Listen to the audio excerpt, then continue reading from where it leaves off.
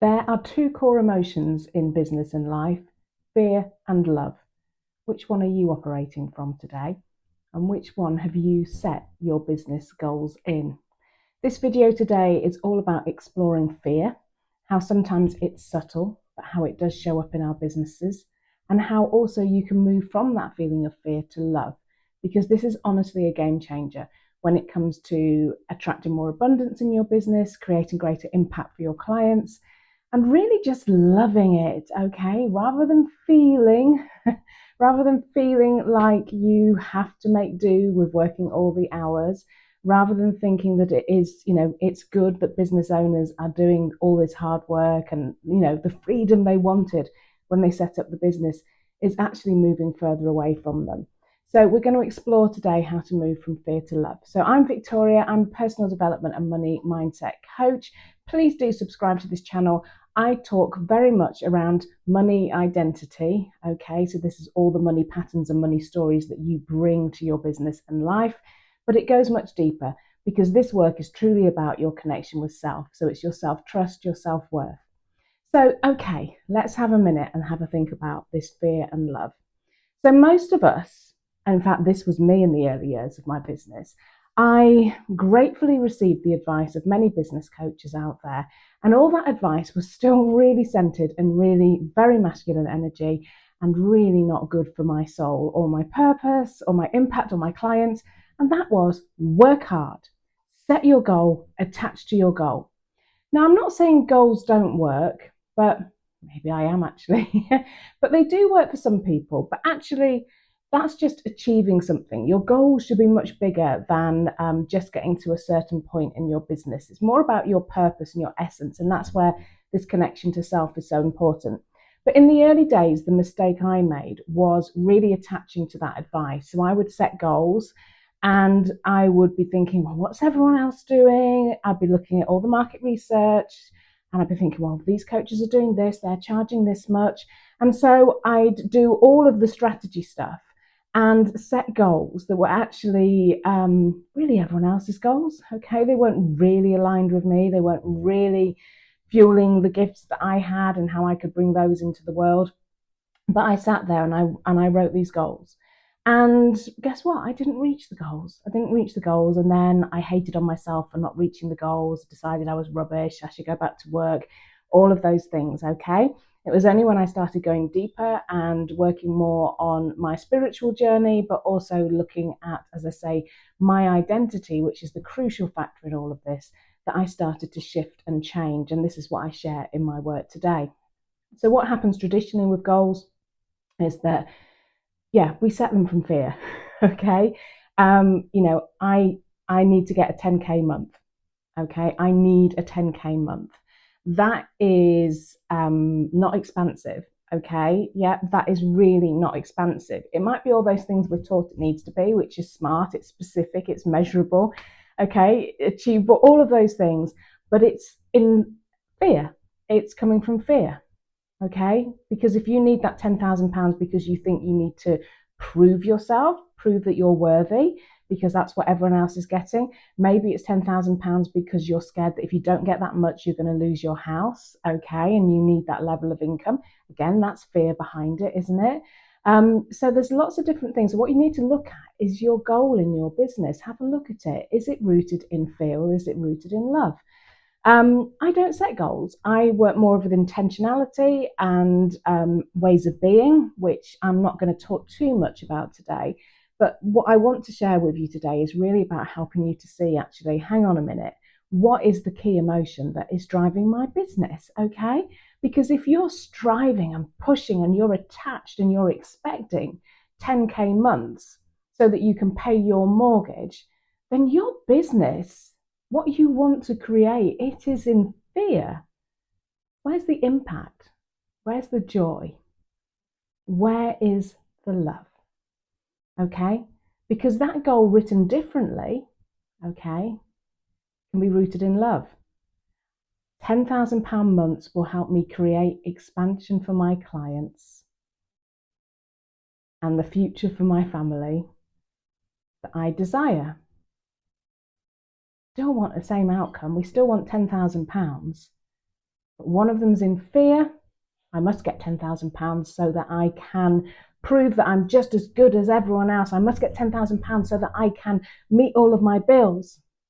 Versus I desire £10,000 months because they create expansion and enable me to have a bigger ripple in the world. Okay? I think it's obvious to see which one's in fear and which one's in love. And it's so important to look at this.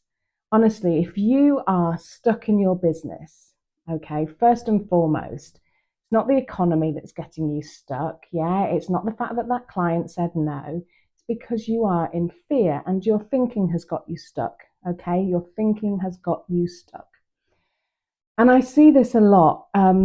People striving to get, the quick wins in, and we hear all of this thing about leaving money on the table, and I get that. That it's really important, really helpful to have someone look at your business and say, did you recognize actually that you could do X, Y, and Z here and make these tweaks? Okay, but we are still pushed and driven. I'm leaving money on the table. Are you having this impact with your clients? And this is the part where I sort of said at the start, you know, we are conditioned really to believe that fear is the place to operate from. And, there's some beautiful practitioners out there and business owners, and unfortunately, fear is still showing up for them. Even when they think they're treading a spiritual path, it's still fear, it's still ego voice that is pushing them through. And I think really the most powerful question to sit with is to honestly just sit down and think to yourself, am I running my business from fear or am I running it from love? Okay, because that's a really powerful starting point. Now, if you notice that you're running it from fear, that doesn't mean shut the doors, forget it. Okay, because what we can be sure of is that, particularly if you're a heart-centered leader and you're creating a service, is that there is a need, okay, and that you have a gift and you have an impact to have in the world. But maybe the reason it's got stuck isn't because you're doing all the things that these coaches are telling you to do. Rather, it's because really deep down, it's fear running the show. And subconsciously, in your identity, you do not believe that it is possible for you to have this type of success. That's the important thing. And sometimes a lot of people can help you to get to success. I see this a lot. You can get to that point where you reach the magical number in your business, okay, and everything feels good. And then 6 months later, 12 months later, it's not looking so good. And that's the thing where we get into this, is it too good to be true?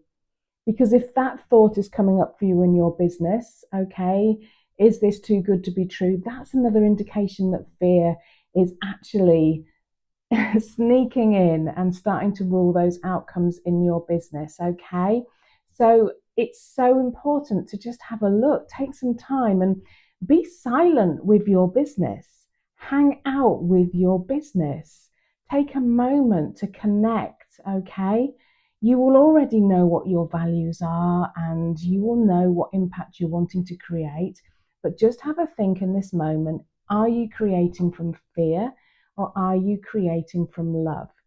And I can guarantee that if you are stuck, it's because you're trying to create from fear. Okay. Now, I'm not saying that you don't need other things, marketing advice, systems, processes, all of those things, hugely important. And there's some amazing coaches out there that will help you elevate your business for sure. Okay. But we want it to last. We want it to be rooted in peace and love, of course. That is what is so important. And this is where we need to look at those subconscious patterns, because a couple of things can happen. We can set goals and not achieve them, and then we hate on ourselves. We can set goals and we can reach them, but then we find ourselves falling back into old habits of overthinking around, is this too good to be true? Am I going to be able to keep this going? I can't believe I'm having this luck. Whatever it is, okay, then we're back into fear. So we need to look at the patterns underneath the surface. How is fear showing up for you? Yes, we can see it in your business, and we can see that it shows up maybe around your visibility, maybe around your pricing. So we can see where it shows up. But actually, what we want to do is understand actually what is going on for you and how can we change this on a core level, okay, so that you can create you can sustain, you can have a beautiful impact in the world. And of course, a lot of my work is around money, because money is really, it's a mirror, as I say, but it's also a symptom. It shows where we have patterns or beliefs. It shows where we have old stories that are running the show for us. So we can really, use money and sort of say, okay, so this is interesting, and we can work with how we feel about money, and that can show a lot for us.